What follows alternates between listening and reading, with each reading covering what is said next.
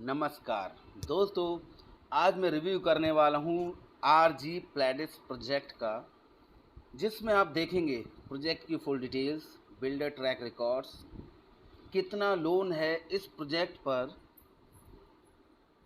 तो ये सब देखेंगे आप। तो शुरू करते हैं वीडियो को।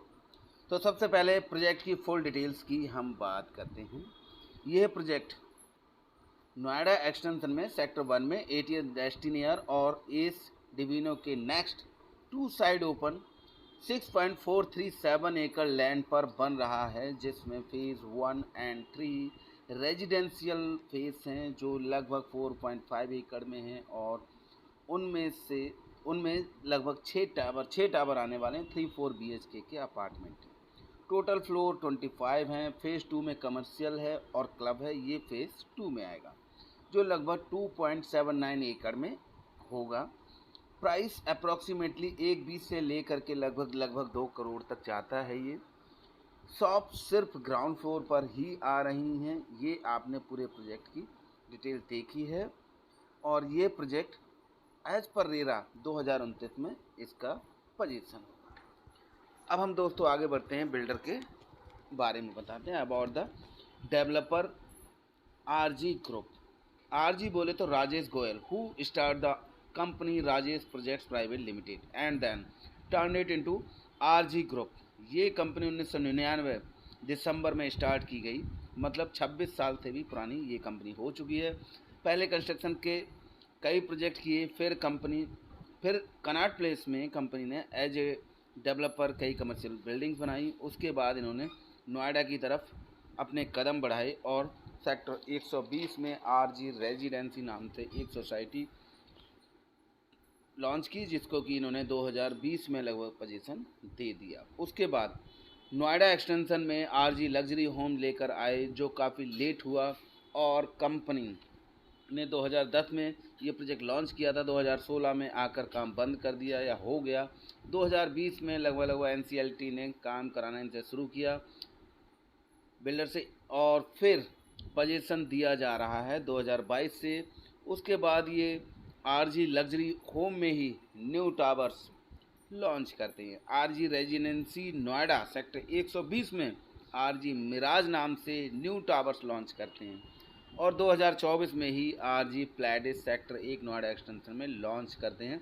अचानक से 2024 से इन्होंने गियर अप कर लिया। अब हम आरजी प्लेडिस प्रोजेक्ट की बात करते हैं।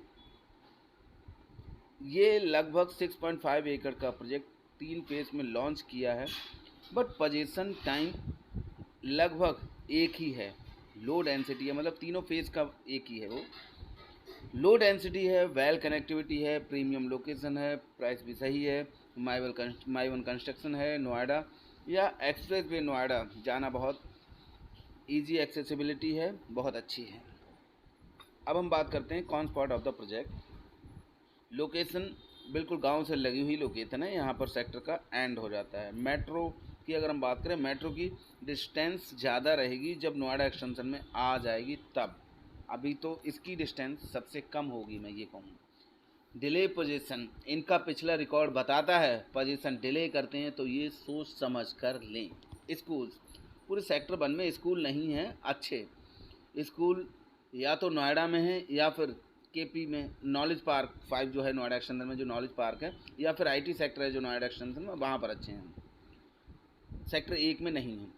तो EMI का बोझ, ये प्लॉट अथॉरिटी से EMI पर लिया गया। 20% पे किया गया था, 80% EMI बेस देना था। ये पैसा अथॉरिटी को दिया गया है या नहीं, ये अथॉरिटी बता सकती है या फिर डेवलपर। 79 करोड़ 53 लाख का प्लॉट था, जिसमें कि 15 करोड़ 90 लाख रुपए ही दिए गए थे।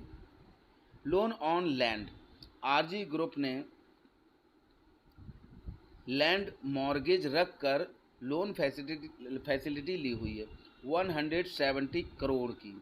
लैंड कॉस्ट से डबल ये फैसिलिटी यूज़ की है या नहीं, ये फैसिलिटी यूज़ की है या नहीं ये बिल्डर जानता है, बट रुके हुए प्रोजेक्ट शुरू किए हैं तो लोन तो लिया ही होगा। कंक्लूजन ऑफ द वीडियो ये है, सिक्के के दो पहलू होते हैं। आप सोच समझकर आरजी ग्रुप का फ्लैट लें। किसी भी फ़ायदे या नुकसान के लिए आप जिम्मेदार होंगे, चैनल या चैनल के मालिक नहीं। वीडियो अच्छी लगी हो तो लाइक करके चैनल सब्सक्राइब कर लें। ऐसी ही वीडियो देखने के लिए थैंक यू वेरी मच।